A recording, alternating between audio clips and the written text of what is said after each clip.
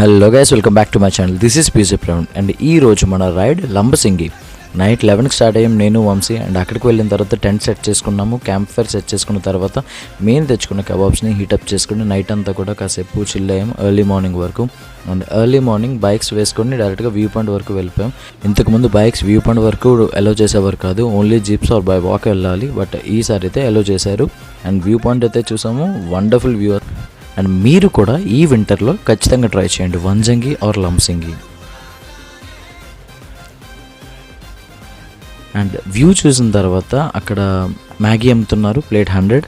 And ఇద్దరం తినేసిన తర్వాత కిందకు వచ్చి 2 అడ్వెంచర్ రైడ్స్ అయితే చేసాము.